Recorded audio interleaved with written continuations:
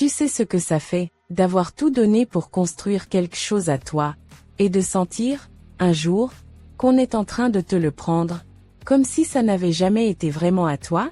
Pas une bagarre, pas un cri. Juste ce regard, ce ton, ce c'est normal, qui fait tout basculer. C'est arrivé un dimanche. Tout semblait banal. Des couverts bien posés, des sourires bien polis, jusqu'à cette phrase. Et ce que j'ai fait après, je ne l'avais jamais osé. Mais parfois, il suffit d'un seul nom, pour changer toute une vie. Le soleil de fin d'après-midi caressait doucement la terrasse des Delgado. Les verres tintaient, les rires flottaient dans l'air, et l'odeur du rôti au romarin préparé par Mireille envahissait chaque recoin du jardin. C'était un de ces dimanches soi-disant familiaux où tout semblait parfait, du moins à la surface.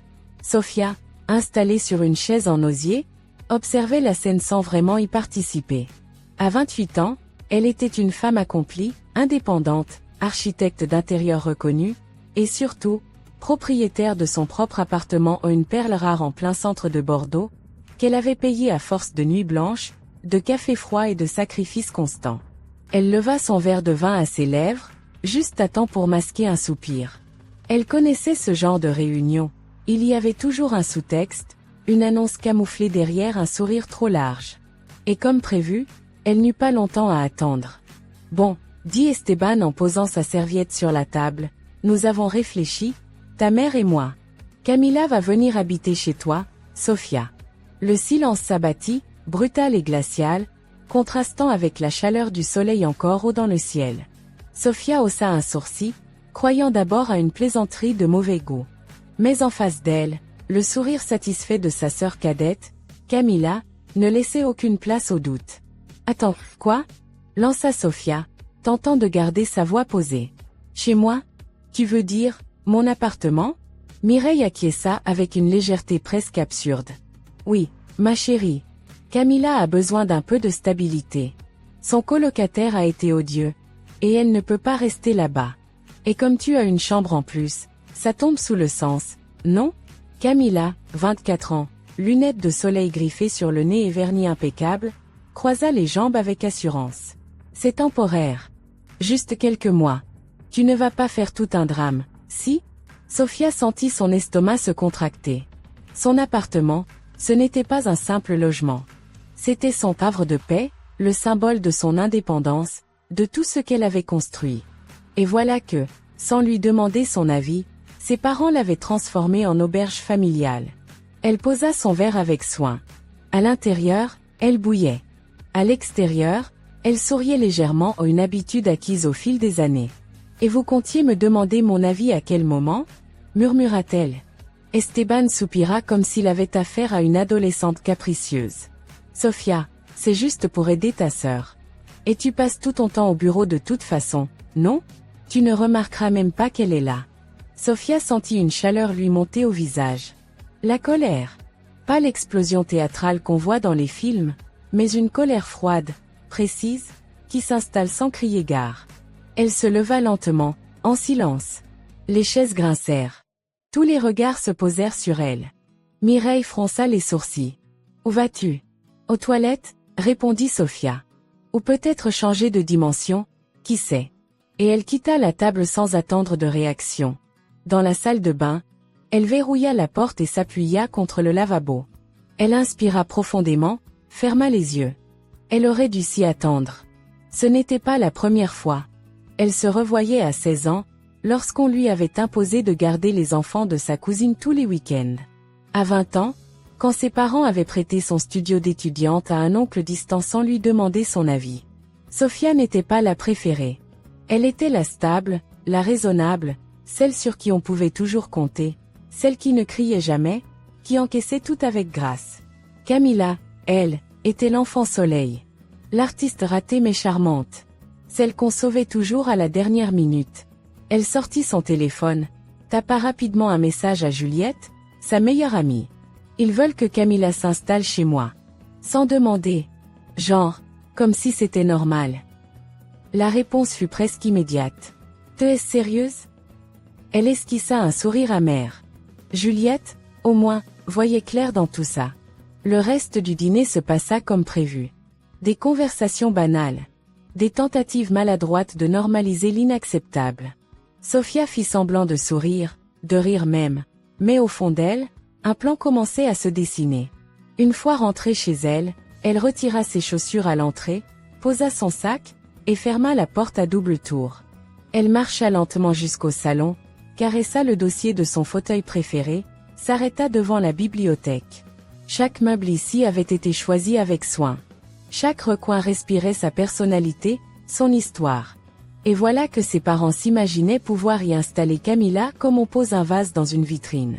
Non, pas cette fois. Elle sortit à nouveau son téléphone. Allô, Davy.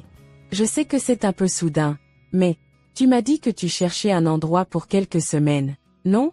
J'ai peut-être une solution. Le lendemain, dans un petit café du quartier, elle retrouva Davy Cardenas, un collègue de bureau devenu confident à force de pauses café partagées. Il était récemment séparé, temporairement sans logement, et cherchait un endroit calme pour se poser.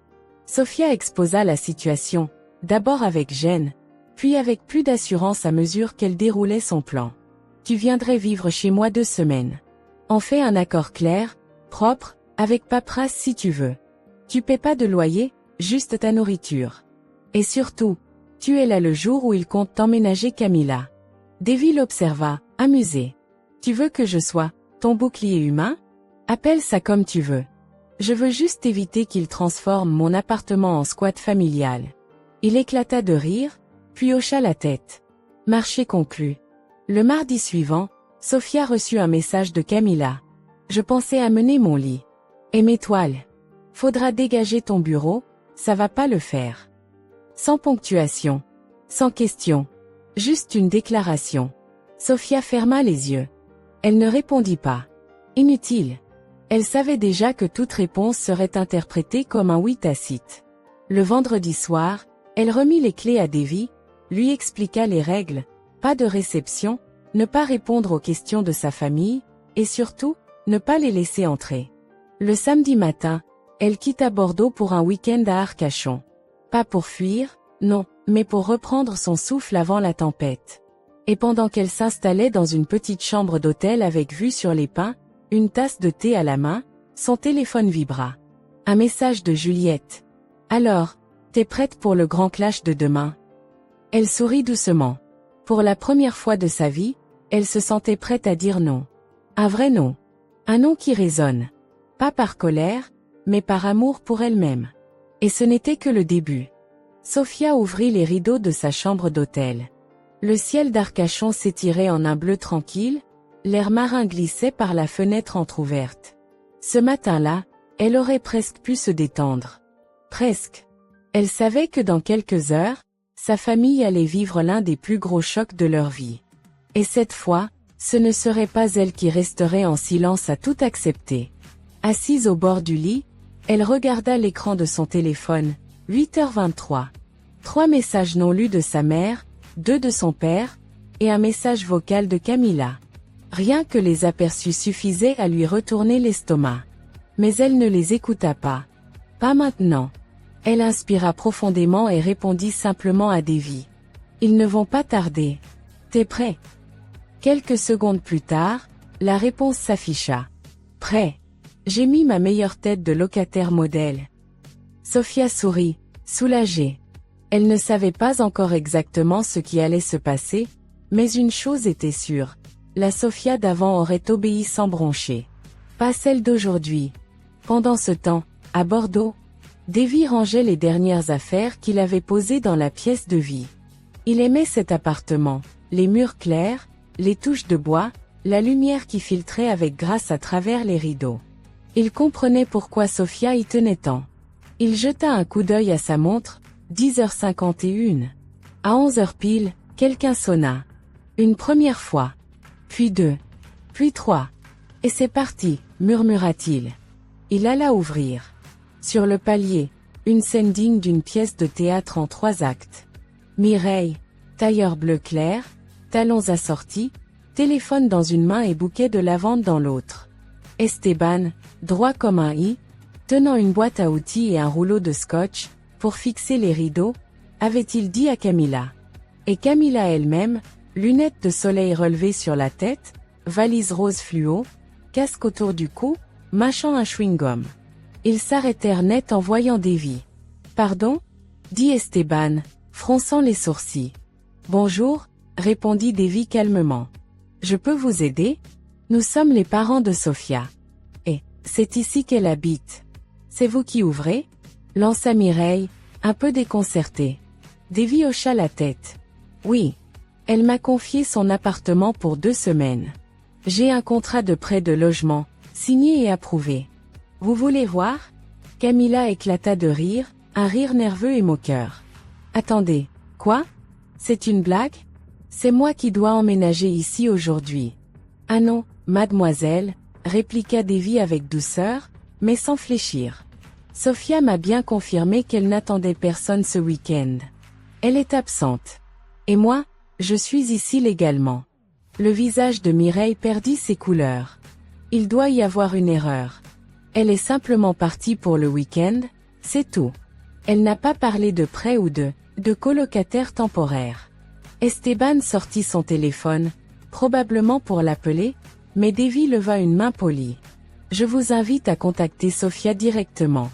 Moi, je ne fais que suivre ce qu'on a convenu. Camilla, furieuse, tira sa valise derrière elle et tenta de s'avancer. Tu peux dégager maintenant. C'est ma chambre. Sofia me l'a promise. Mais Davy se plaça fermement dans l'embrasure de la porte.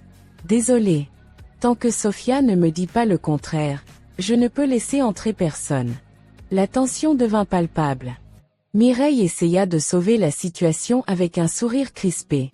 Écoutez, jeune homme, nous sommes sa famille. Sa mère, pour l'amour du ciel. On n'a pas besoin de rendez-vous. Vous comprenez que ce n'est pas une question de sentiment, mais de respect du logement, répliqua Davy. Camilla, désormais hystérique, laissa tomber sa valise. Elle me fait ça par vengeance. C'est parce que j'ai emprunté son sac Marc Jacobs sans lui demander. Mais elle l'avait récupéré intact. C'est du délire. Esteban, excédé, tapa du pied. Je vais t'appeler le syndic de l'immeuble. On va voir si ce cirque est légal. Davy haussa les épaules. Faites donc. Je vous en prie. Pendant ce temps, à Arcachon, Sofia regardait tout cela à travers les notifications silencieuses de sa caméra connectée, pointée vers l'entrée de son appartement. Elle voyait ses parents, Camilla, leur agitation, leurs gestes amples. Elle n'entendait pas les mots, mais elle n'en avait pas besoin. Elle savait exactement ce qu'ils disaient. Et pour la première fois, elle ne ressentait ni honte ni culpabilité. Seulement, du soulagement. Et un soupçon de tristesse aussi, mais pas celle qui paralyse. Celle qui libère.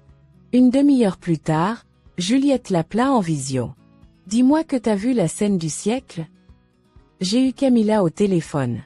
Elle est furieuse. Elle parle de trahison, de coups montés, de pièges psychologiques. Sofia sourit, les pieds en éventail sur le lit. Je n'ai rien piégé. J'ai juste dit non. Mais apparemment, pour eux, c'est une attaque. C'est parce qu'ils ne t'ont jamais vu poser une limite claire. Ils sont perdus, ma belle. Et tu sais quoi ? Qu'ils s'y perdent. Qu'ils apprennent à marcher sans carte. Un silence s'installa. Tu vas leur parler ? Pas aujourd'hui. Je laisse couler. Ils ont besoin de cogiter. Et moi, j'ai besoin de profiter de la mer. Le soir venu, Sofia se promena sur la plage, les cheveux lâchés, son sac sur l'épaule. Elle passa devant un couple qui riait aux éclats. Plus loin, un enfant construisait un château de sable. Elle s'arrêta un instant. Tout ce bruit dans sa tête, les obligations, les injonctions, les rôles qu'on lui avait assignés, s'étaient enfin dissipés. Ce n'était pas une victoire contre sa famille. C'était une victoire pour elle. Et c'était loin d'être terminé. Sofia ouvrit les yeux au chant des mouettes, bien avant le réveil programmé sur son téléphone.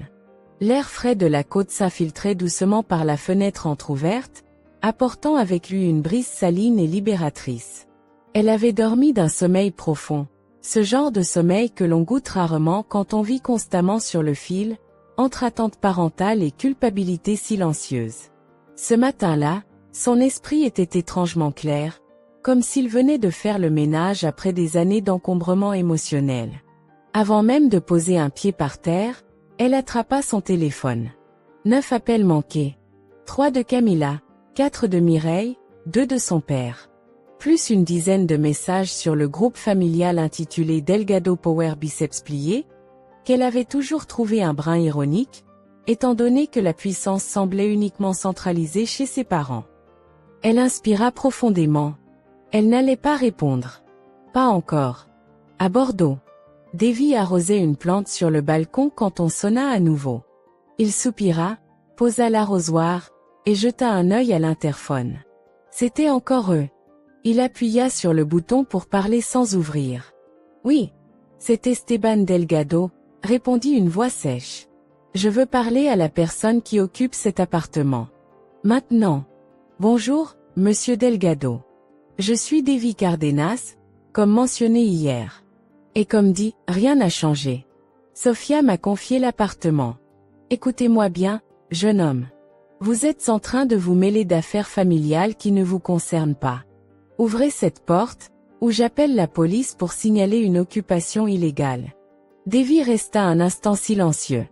Puis il répondit calmement. Très bien. Appelez-les. Je suis prêt à leur montrer le contrat, le bail temporaire et les échanges de mai avec Sofia. Bonne journée, monsieur. Et il raccrocha.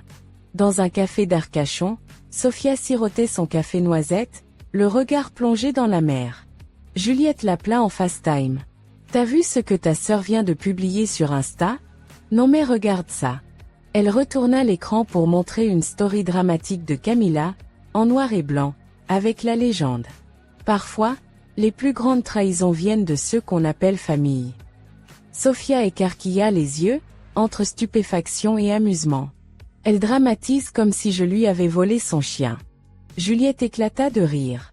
Pire, tu lui as volé son loft artistique imaginaire. Sofia roula des yeux, mais un fond d'inquiétude se fit sentir. Elle savait que cette scène n'en resterait pas là. Esteban et Mireille n'étaient pas du genre à se laisser faire. Ils allaient réagir. Et probablement, très mal. Elle inspira profondément. Juliette, je vais devoir les affronter. Pas aujourd'hui. Laisse-les mijoter. Rentre chez toi demain soir. Laisse Davy gérer la tempête. Toi, repose-toi. Sois stratège. Sofia sourit. Tu es diaboliquement sage. Je sais, répondit Juliette avec un clin d'œil. Dans l'après-midi, Sofia reçut un message inattendu. Pas de Camilla. Pas de ses parents. Non, un numéro qu'elle ne connaissait pas. Mais le prénom qui signait le message la fit se raidir. Salut Sofia. C'est Hugo. Ton cousin. Ta mère m'a demandé de venir voir ce qu'il se passe avec ton appartement. Elle dit que t'as pété un câble, et que tu refuses d'aider ta propre sœur. Je trouve ça bizarre, donc je voulais t'en parler directement. Tu veux m'appeler? Sofia ferma les yeux. Bien sûr. L'étape suivante dans le manuel de manipulation familiale, envoyer un éclaireur objectif, un cousin sympa censé l'amadouer. Elle hésita à répondre. Puis elle tapa. Merci Hugo, mais tout va bien. C'est personnel. Je t'expliquerai un jour si tu veux, mais ce n'est pas le moment. Merci d'avoir demandé. Et dis à ma mère que m'envoyer un intermédiaire ne changera rien. Le soir, à Bordeaux, Camilla tournait en rond dans le salon familial, la mâchoire crispée, toujours en jogging, les cheveux en chignon décoiffés. Elle me déteste, c'est ça, non? Demanda-t-elle à sa mère, la voix tremblante. Elle veut que je reste ici pour me ridiculiser devant tout le monde? Mireille soupira. Je suis sûre qu'elle est juste stressée. Tu sais comment elle est, toujours dans le contrôle. Non, maman. C'est plus que ça. Et papa? Tu l'as entendu ce matin. Il a failli frapper le type à la porte. Il va perdre la boule. Esteban entra à cet instant, jetant son manteau sur une chaise. Je n'ai pas frappé. Hausse le ton. C'est différent. Et ce garçon, là, ce Davy, il se croit chez lui. Je vais appeler un avocat demain. Et si elle croit qu'elle va gagner cette guerre, elle se trompe. Mireille lança un regard inquiet à sa fille. Une guerre? Est-ce que c'est vraiment nécessaire? Esteban serra les poings. C'est elle qui l'a commencé. Nous, on voulait juste aider Camilla. Elle réagit comme une étrangère. Le lendemain, Sofia reçut un appel de son oncle Raphaël, le frère d'Esteban. Ma petite Sofia, ta mère m'a appelée. Elle est bouleversée. Elle ne comprend pas pourquoi tu refuses d'héberger Camilla. Tu sais que ta famille est importante pour nous. Peut-être que tu devrais rentrer et vous parler comme des adultes, non? Elle resta un moment silencieuse, puis répondit avec douceur. Tonton, je t'aime beaucoup.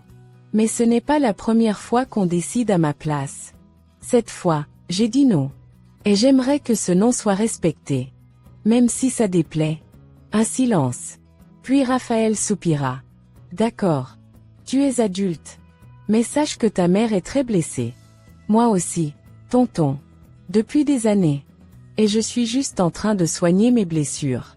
Pendant que Sofia bouclait son sac pour rentrer chez elle le soir même, elle reçut une dernière alerte de sa caméra connectée.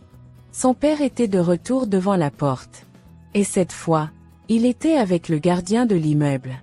Mais quelques minutes plus tard, le gardien hochait la tête, leur montrait un document, probablement le contrat signé par Davy, et leur indiquait poliment de repartir.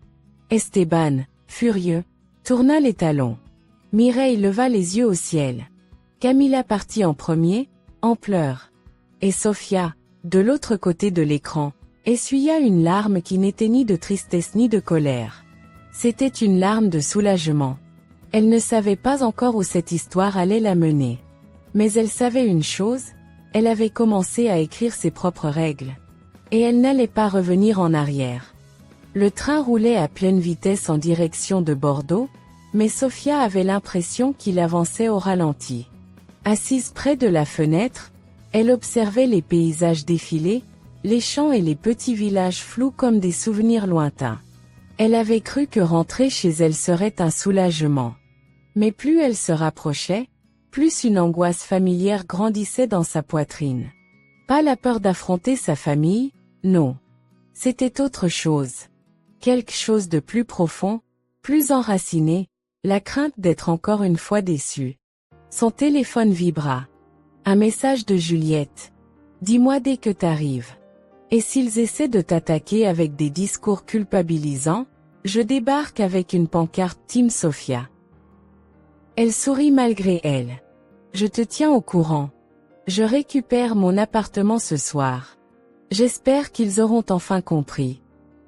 À son arrivée, Davy l'attendait dans le hall de l'immeuble, sac à l'épaule.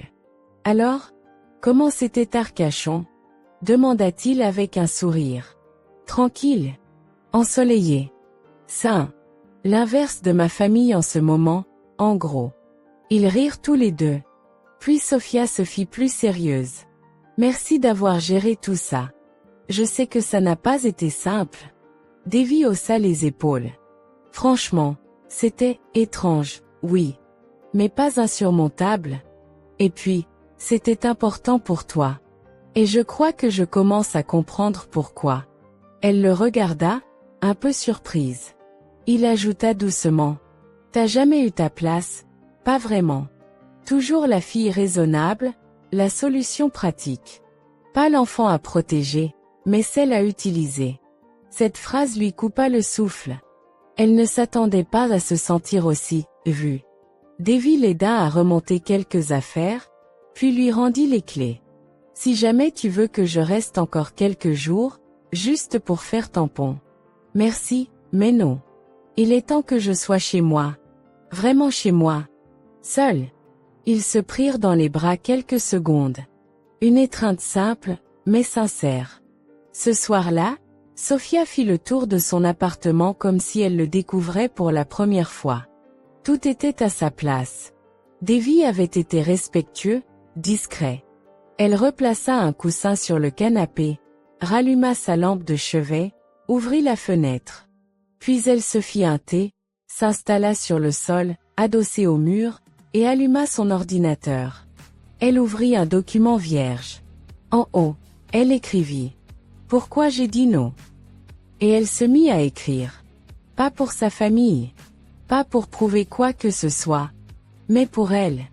pour rassembler les morceaux éparpillés de sa colère, de sa lassitude, de ses blessures jamais vraiment guéries. Le lendemain, elle reçut un message inattendu. Camilla, je peux te parler? Pas de cris. Pas de théâtre. Juste, parler. Sophia hésita. Elle savait que sa sœur pouvait jouer la carte de la douceur pour mieux manipuler. Mais elle savait aussi reconnaître le ton de vérité dans un message. Viens ce soir. 18 heures, mais seule. Camilla arriva à l'heure. Pour une fois. Elle portait un jean simple, un pull trop large. Pas de maquillage. Pas de parfum. Rien de la princesse habituelle. Elles restèrent un instant debout, face à face, sans parler. Puis Sophia ouvrit la porte en grand. Tu veux du thé? Camilla hocha la tête. Tu fais toujours le même? Verveine mente. Fidèle à moi-même. Elles s'assirent sur le canapé. Le silence s'installa. Pas un silence lourd. Un silence nécessaire. Puis Camilla prit la parole. Tu sais que maman m'a dit que tu avais accepté. Que tu étais tout à fait d'accord pour que je vienne ici. Que tu étais même contente. Sophia la fixa, interdite. Elle t'a dit ça? Camilla hocha la tête. Oui. Et j'ai pas cherché plus loin. J'ai cru que tu faisais un truc gentil comme toujours. Tu sais, la Sophia parfaite. Sophia sentit sa mâchoire se contracter. Tu veux dire la Sophia qui n'a jamais le droit de dire non? Camilla se mordit la lèvre. Ouais. Cette Sophia-là. Elle baissa les yeux. Et puis quand j'ai vu ce gars ici? Davy, c'est ça? J'ai compris qu'il y avait un truc qui clochait. J'ai paniqué. Je me suis sentie trahie. Mais maintenant je comprends. Que c'est moi qui t'ai trahi. À force d'attendre que tu me sauves à chaque fois. Sophia resta un moment sans rien dire. Puis elle souffla. Camilla, tu n'as pas idée du nombre de fois où j'ai étouffé mes besoins pour ne pas faire de vagues. Depuis qu'on est enfant. Tu piquais mes affaires, tu prenais ma place, et moi je devais sourire. Parce que Camilla est fragile, Camilla a besoin d'amour. Mais moi aussi j'avais besoin d'exister. Camilla leva les yeux vers elle. Et pour la première fois, il n'y avait pas de phare. Juste une sincérité nue, vulnérable. Je suis désolée. Vraiment. Sophia hocha la tête. Ce n'est pas suffisant. Mais c'est un début. Le lendemain, Esteban appela. Elle hésita à décrocher. Mais elle le fit. Sophia. On doit parler. Fais ce qu'on fait. Ta mère est très affectée par tout ça. Moi aussi. Par des années à ce que mes choix ne comptent pas. Il y eut un silence. Écoute. Peut-être qu'on a été maladroit. Mais on voulait aider ta sœur. Pas te blesser. Vous ne l'avez même pas demandé. Papa, tu as promis mon appartement au banquier pour garantir un prêt pour Camilla. Je le sais. Ne nie pas. Un silence, plus long cette fois. Je voulais vous aider toutes les deux. Non. Tu voulais que moi je l'aide elle. Mais plus maintenant. C'est fini. Elle raccrocha. Ce soir-là, elle reçut un message de Juliette. J'ai entendu dire que Camilla cherche un studio. Et que ta mère n'a pas aimé que tu lui raccroches au nez. Mais moi, j'ai une bouteille de vin blanc et envie de fêter ta renaissance. Tu viens? Sophia répondit. J'arrive. Garde-moi une coupe. Avant de partir, elle écrivit une dernière phrase dans son journal. Dire non n'a jamais été aussi doux. Même si ça fait mal à ceux qui ont toujours attendu mon silence. Une semaine s'était écoulée depuis la fameuse confrontation. Et si le téléphone de Sophia continuait de vibrer au rythme des messages familiaux, elle les regardait désormais avec une distance nouvelle. Les mots ingrates, égoïstes, ou froides, ne la heurtaient plus comme avant. Elle ne se sentait ni ingrate, ni égoïste. Elle se sentait vivante. Dans son carnet, elle avait écrit cette phrase qui revenait comme un mantra. Je ne suis pas la méchante parce que je protège ce que j'ai construit.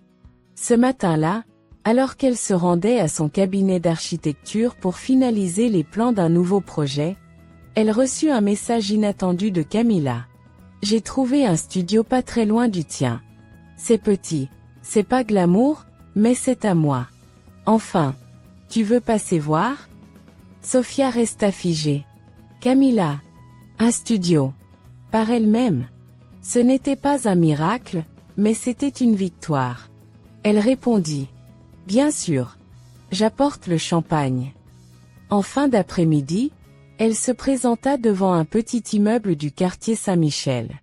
Une façade défraîchie, des volets à moitié repeints, un interphone qui grésillait. Elle monta au 3e étage, où Camilla l'attendait devant une porte entr'ouverte, les mains encore pleines de peinture blanche. C'est un peu brut, lança Camilla en riant. Mais au moins, c'est moi qui ai choisi la couleur des murs. Sophia entra. L'appartement était minuscule, mais lumineux. Un lit, une place, une étagère bancale, une table de cuisine récupérée. Sur un mur, un tableau à moitié terminé. Et une pile de cartons contenant visiblement toute la vie de Camilla, version réduite. C'est parfait, dit Sophia sincèrement. C'est à ton image. Un peu chaotique, mais vrai. Camilla rit. Tu sais, je pensais pas pouvoir me débrouiller toute seule. J'ai toujours cru que j'étais trop faible, trop dispersée. Mais cette semaine m'a forcée à faire face. Sophia s'adossa au mur. On t'a aussi un peu enfermée dans ce rôle, tu sais. La petite artiste sensible. L'éternelle demoiselle en détresse. Et toi, la tour de contrôle, toujours forte, jamais fatiguée. Elles se regardèrent en silence. Pour la première fois, sans rancune. Sophia ouvrit la bouteille qu'elle avait apportée. À ton studio. À ton eau. Elles trinquèrent. Plus tard dans la soirée, Sophia rentra chez elle, le cœur étrangement léger. Elle alluma la lumière de son salon, s'assit sur son canapé et envoya un message à Davy. Camilla grandit. Elle a son nid. Et moi, j'ai enfin la paix. On devrait fêter ça. La réponse arriva quelques secondes plus tard. Quand tu veux. Et si tu veux plus que la paix, j'apporte aussi le dessert. Sophia sourit. Elle ne savait pas encore ce qu'il représentait pour elle. Mais elle savait qu'il faisait partie des gens qui respectaient ses silences, ses frontières et ses choix. Et rien que ça, c'était déjà beaucoup. Le lendemain, un appel inattendu surgit sur l'écran de son téléphone, son père. Elle hésita, puis décrocha. Sophia. On organise un dîner de famille samedi soir. Chez nous. On veut apaiser les choses. Camilla sera là. Ta mère aussi. Et on aimerait que tu viennes. Pour que je m'excuse. Demanda-t-elle, sèche. Pour que tout le monde dise ce qu'il a à dire. Et écoute. Vraiment. Elle ne répondit pas tout de suite. Très bien. J'y serai. Mais je viens avec mes règles. Et cette fois, vous allez les entendre. Le samedi soir, elle se présenta chez ses parents dans une robe sobre, cheveux lâchés, talons bas. Elle n'avait pas cherché à impressionner. Elle n'était pas là pour jouer un rôle. Camilla ouvrit la porte. Mireille s'affairait en cuisine, l'air tendu. Esteban attendait dans le salon, verre à la main. Bonsoir, dit-il. Merci d'être venu. Je suis venu pour moi. Pas pour vous faire plaisir, répondit-elle calmement. Camilla lui fit un clin d'œil silencieux. Le dîner fut étrange. Le rôti était parfait, les assiettes joliment dressées, mais l'ambiance, elle, était suspendue, comme un fil tendu au-dessus du vide. Puis, au dessert, Sophia posa sa cuillère et prit la parole. On va arrêter de faire semblant. Ce qu'il s'est passé n'est pas une simple incompréhension. C'est une répétition. Encore et encore, vous avez décidé à ma place. Encore et encore, j'ai encaissé. Mireille tenta une interruption, mais Sophia leva la main. Non. Je vais parler. Et vous allez écouter. Silence. Quand vous avez dit à Camilla qu'elle viendrait chez moi, sans même m'appeler pour me demander, vous ne m'avez pas seulement manqué de respect. Vous m'avez effacé. Comme si mon espace, ma vie, mes choix n'étaient qu'un fond décoratif pour les besoins de la famille. Esteban fronça les sourcils. Tu exagères? Non. Je mets enfin les bons mots. Et je veux qu'on soit clair. À partir de maintenant, plus aucune décision ne sera prise pour moi sans mon accord. Je suis votre fille, oui. Mais je suis aussi une femme. Une adulte. Et je mérite le respect. Camilla posa doucement sa main sur la sienne. Es-tu là? De moi, en tout cas. Mireille, les yeux brillants, souffla. Je suis désolée. On a voulu faire pour le mieux. Mais on t'a oublié au passage. Esteban ne dit rien. Il hocha simplement la tête. Une concession rare. Et suffisante, pour cette fois. Le lendemain matin, Sofia se réveilla dans son lit, libérée. Elle avait dit ce qu'elle devait dire. Elle avait mis les bases. Ce n'était pas la fin du conflit. Mais c'était la fin de la passivité. Les règles avaient changé. Et désormais, elle n'accepterait plus jamais d'être réduite à une spectatrice dans sa propre vie. Les jours suivants passèrent dans un calme étrange. Ni trop silencieux, ni apaisé, un calme de surface, celui qui précède les grandes décisions. Sofia reprenait doucement sa routine. Elle travaillait, voyait Juliette, répondait aux messages de Camilla, mais restait à distance de ses parents. Elle savait que ce n'était qu'une question de temps avant que le véritable affrontement ait lieu. Car un dîner de pseudo-réconciliation, avec quelques excuses embarrassées, ne suffisait pas à réparer des années d'effacement. Et ce temps arriva plus vite que prévu. Un jeudi matin, alors qu'elle consultait ses mails au bureau, un message de sa mère tomba. Le genre de mail qu'on relit 3 fois pour être sûr de ne pas halluciner. Objet. Projet familial important. Bonjour ma chérie. Ton père et moi avons été sollicités pour organiser un événement de charité dans le cadre du Rotary Club. Nous avons proposé d'utiliser ton appartement pour le cocktail, car il est si bien situé et décoré avec goût. Tu serais évidemment convié, mais ce serait génial si on pouvait accueillir une trentaine d'invités samedi prochain. J'espère que tu es d'accord. Camilla se charge de la musique. Bisous. Maman. Sofia s'arrêta net. Le sang lui monta aux joues. Elle relut. Encore.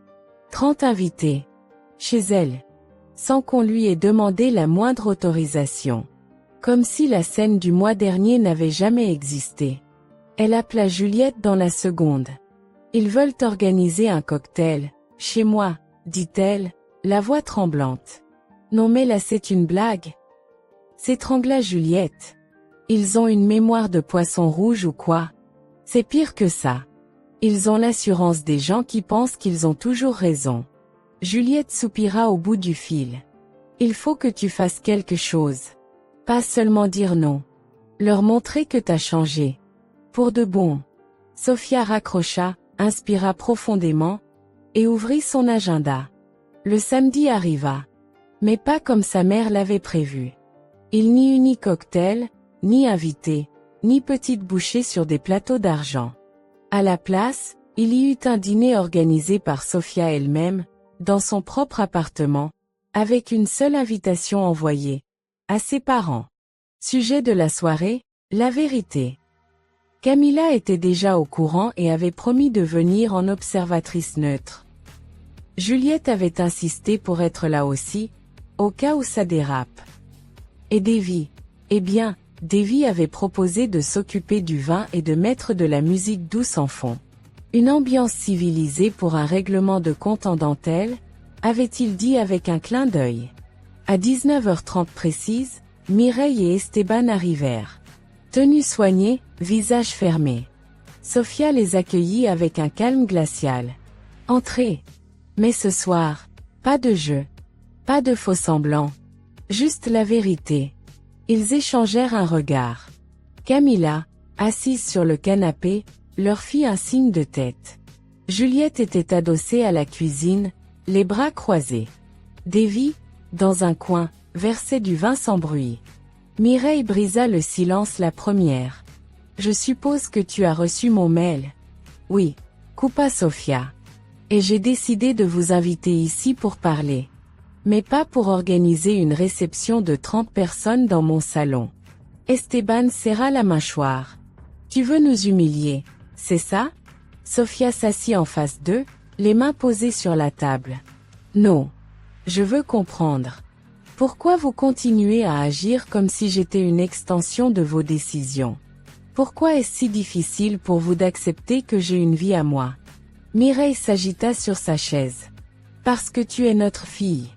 Et qu'on veut ce qu'il y a de mieux pour tout le monde. Ce n'est pas un crime, que je sache. Non, mais ça devient un problème quand ce qu'il y a de mieux passe par-dessus ce que moi je veux, moi je pense, ou moi je ressens, répondit Sofia. J'ai été votre solution par défaut toute ma vie. Quand Camilla avait des soucis, on me la refilait. Quand il y avait un imprévu, c'était toujours Sofia qui gérait. Tu exagères, dit Esteban, les bras croisés. Ah oui? Alors pourquoi m'avoir mise comme garantie pour un prêt bancaire destiné à Camilla, sans m'en parler? Cette fois, le silence tomba. Camilla baissa les yeux. Juliette haussa un sourcil. Davy, immobile, avait arrêté de verser le vin. Quoi? Souffla Juliette. Tu le savais, Camilla? Demanda Sofia. Camilla acquiesça lentement. Maman m'avait dit que tu étais d'accord. Elle m'a même montré une copie de papier que je n'ai pas eu le droit de lire en entier. Sofia tourna lentement la tête vers ses parents. Vous avez falsifié une autorisation de ma part? Mireille blêmit. Ce n'était pas une falsification. On a anticipé ta réponse. Pour t'éviter du stress. Sofia se leva. Alors écoutez-moi bien. À partir d'aujourd'hui, vous ne décidez plus rien pour moi. Ni pour mon appartement. Ni pour mon nom. Ni pour mes dimanches. Je suis adulte. Et vous allez l'accepter, ou me perdre. C'est aussi simple que ça. Esteban, déstabilisé, secoua la tête. Tu n'as pas le droit de nous parler comme ça. Si. J'ai justement le droit de me parler ainsi, à moi-même. Après 28 ans à me taire, j'ai gagné ce droit. Un long silence s'installa. Puis Juliette se racla la gorge. Je propose un toast. À la révolution de Sofia. Elle leva son verre. Davy fit de même. À ta liberté. Et à ton appartement. Qu'il reste ton sanctuaire. Sofia leva son propre verre. Et à une vérité, l'amour ne justifie pas l'invasion. Mireille détourna le regard. Esteban sembla sur le point de dire quelque chose, mais se tut. Camilla sourit, discrètement. Plus tard dans la soirée, alors que les invités se dispersaient, Esteban se dirigea vers Sofia, seule. Tu es vraiment prête à nous exclure de ta vie? Elle le regarda dans les yeux. Non. Mais je suis prête à vivre sans vous, si c'est le prix de mon respect. Il resta un moment immobile. Puis il posa une main maladroite sur son épaule. On va essayer de faire mieux. Sofia hocha la tête. Alors, essayez. Mais sache que moi, j'ai déjà commencé. Un mois après le dîner de vérité, les choses semblaient s'être calmées. À l'extérieur, tout du moins. Les messages de ses parents étaient plus rares, mais mieux formulés. Ils demandaient, au lieu d'imposer. Camilla continuait son chemin avec courage, se débrouillant avec son petit studio, et Sofia. Sofia profitait d'un calme qu'elle n'avait jamais connu jusque-là. Pourtant, une agitation nouvelle bouillonnait en elle. Ce n'était pas de la colère, ni du ressentiment. C'était de l'envie. Une soif de renouveau. D'ailleurs, elle avait commencé à en rêver. Littéralement. Chaque nuit, elle se voyait dans une ville inconnue, dans un café plein d'étrangers, ou assise à un bureau différent, face à une fenêtre qui ne donnait ni sur Bordeaux, ni sur aucun quartier familier. Un matin, elle ouvrit son ordinateur, tapa une requête simple. Offre d'emploi architecture intérieure Lisbonne, Montréal, Barcelone. Elle cliqua sans vraiment y croire. Mais au fond, elle savait. Elle était prête. Quelques jours plus tard, elle annonça à Juliette, entre deux cafés. J'ai postulé à un poste à Lisbonne. Juliette écarquilla les yeux. Lisbonne? Portugal, Lisbonne? Soleil, azulejo, pastel de nata? Sofia hocha la tête avec un petit sourire. Oui. Et ils ont répondu. Entretien en visio dans 2 jours. Juliette posa sa tasse avec fracas. Mais c'est énorme, sauf. C'est, waouh! Et, tu vas partir? Si je décroche le poste, oui. Et ton appart? Je le mets en location longue durée. Officiellement. Plus personne ne pourra le revendiquer. Juliette se leva et la serra dans ses bras. Je suis fière de toi. T'es en train de renaître. J'espère. Ou de me perdre. Mais j'en ai besoin. J'ai besoin de savoir ce que je vaux loin de tout ça. L'entretien se passa bien. Mieux que bien, même. L'agence portugaise cherchait une architecte parlant français pour un gros projet hôtelier. Sofia cochait toutes les cases. Et surtout, elle dégageait cette détermination tranquille qui faisait toute la différence. 3 jours plus tard, elle reçut la confirmation par mail. Bienvenue à bord, Sofia. Nous avons hâte de vous rencontrer à Lisbonne. Elle resta figée devant l'écran. Les larmes montèrent sans prévenir. Pas parce qu'elle avait peur, mais parce qu'elle se sentait, pour la première fois, libre. La dernière semaine à Bordeaux fut douce amère. Elle rangea son appartement comme on emballe une version ancienne de soi-même. Elle ne vendit pas tout. Juste assez pour ne pas traîner son passé dans des valises. Elle annonça la nouvelle à ses parents dans un mail, simple et clair. Pas par colère. Par nécessité. Je pars à Lisbonne pour une nouvelle aventure professionnelle. Je ne coupe pas les ponts, mais je trace enfin ma route. Merci de respecter cela. Sofia. La réponse de son père fut brève. Nous espérons que tu trouveras ce que tu cherches. Porte-toi bien. Papa. Sa mère envoya un cœur. Camilla, elle, l'appela en pleurs. Je suis tellement fière de toi. Et triste aussi. Tu vas me manquer. Tu peux venir me voir. Mais sur invitation. Et tu dors à l'hôtel, ajouta-t-elle en riant. Promis. Je viendrai avec du vin portugais et des excuses, si besoin. Elles rirent, complices, comme rarement dans leur vie d'adulte. Davy vint l'aider à descendre ses valises le matin du départ. Tu vas me manquer, dit-il, sans détour. Sofia sourit. Toi aussi.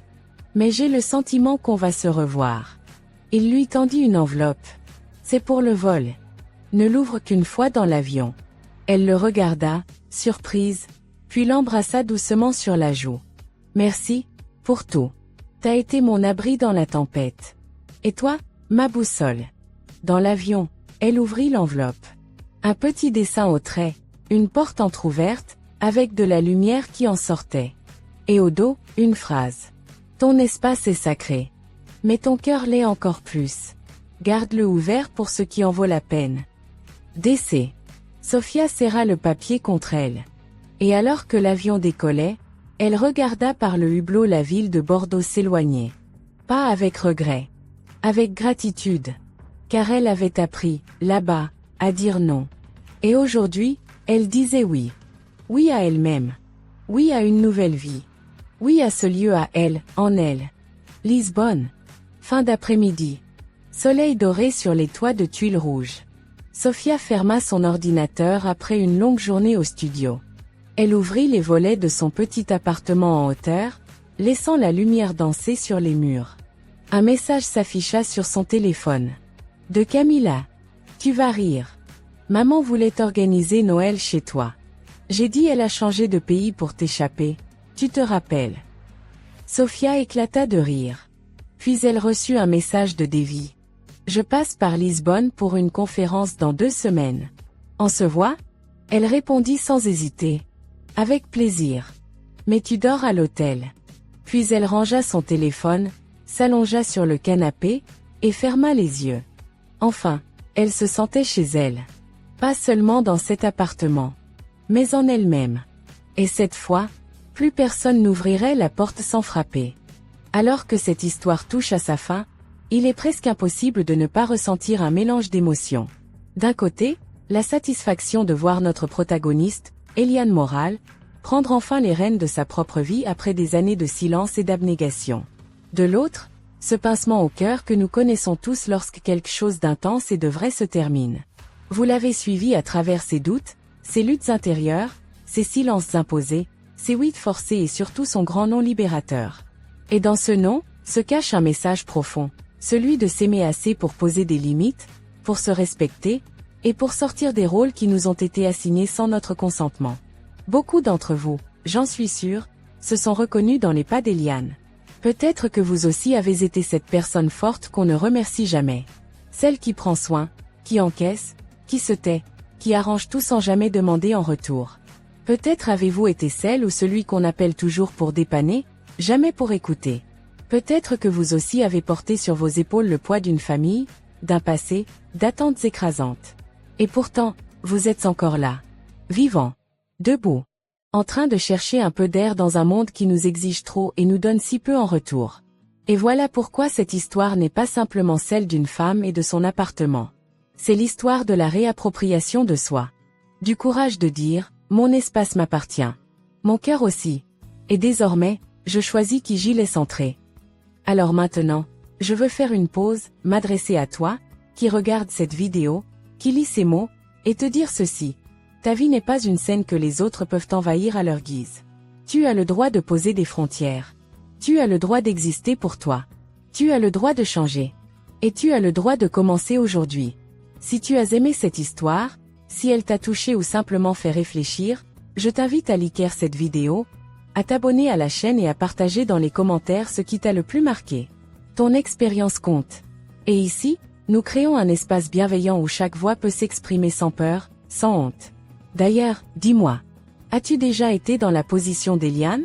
As-tu déjà dû faire face à des attentes injustes de la part de ta famille? As-tu appris, parfois dans la douleur, à dire non? Partage ton témoignage. Il pourrait être la lumière sur le chemin de quelqu'un d'autre. Maintenant, j'aimerais t'emmener encore un peu plus loin. Parce que cette histoire, au-delà de sa portée émotionnelle et humaine, m'a aussi rappelé une autre histoire. Une histoire encore plus ancienne, encore plus puissante, et qui concerne chacun d'entre nous. Il y a une vérité magnifique que j'aimerais te partager aujourd'hui. Elle se trouve dans un verset très connu, mais qu'on prend souvent à la légère. Il est écrit dans l'évangile de Jean, chapitre 3, verset 16. Car Dieu a tant aimé le monde qu'il a donné son Fils unique, afin que quiconque croit en lui ne périsse point, mais qu'il ait la vie éternelle. Lis cette phrase lentement. Respire-la. Laisse-la descendre dans ton cœur. Dieu t'aime. Pas d'un amour vague, conditionnel ou distant. Il t'aime au point de donner ce qu'il avait de plus précieux, son Fils unique, Jésus-Christ.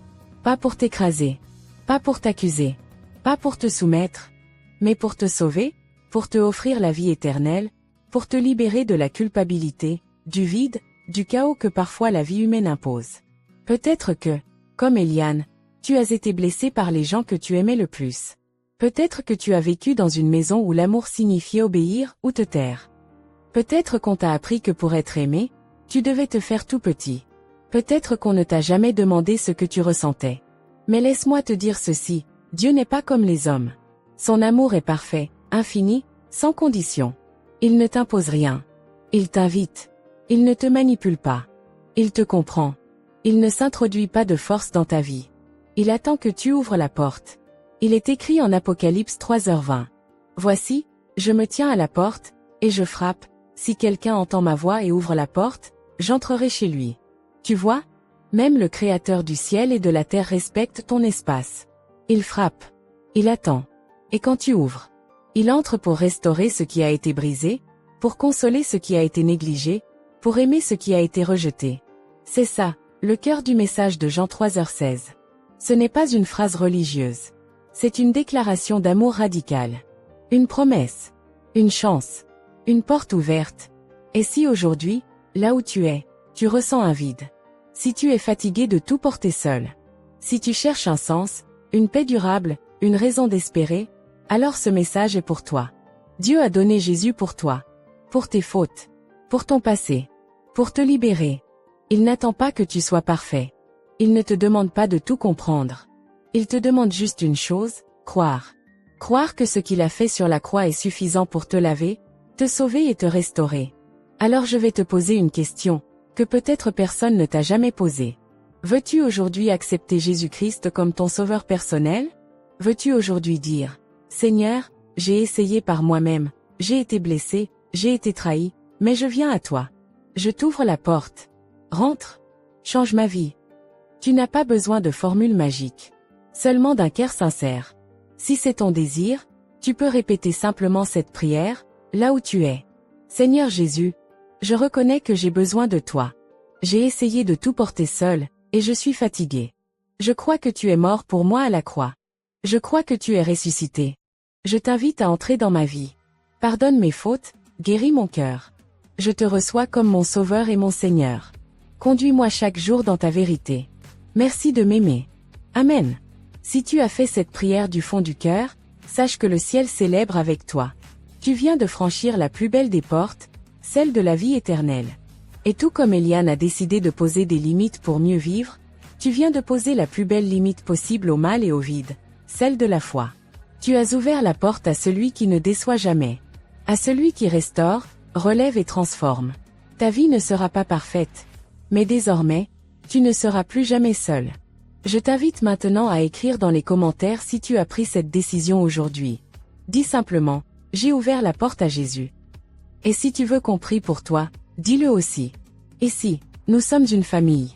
Et cette chaîne est aussi un lieu d'amour, de foi et d'écoute. Pense aussi à t'abonner, à liker, et surtout à partager cette vidéo. Tu ne sais pas qui, dans ton entourage, vit dans le silence, dans la solitude, dans l'angoisse.